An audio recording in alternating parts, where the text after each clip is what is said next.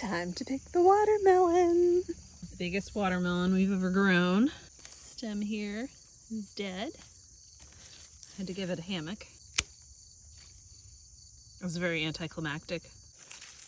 See, this one is also ready. This one also done.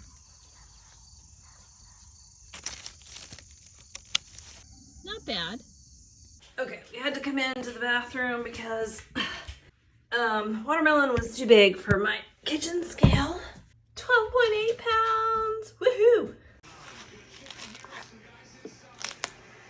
Oh, look how pretty.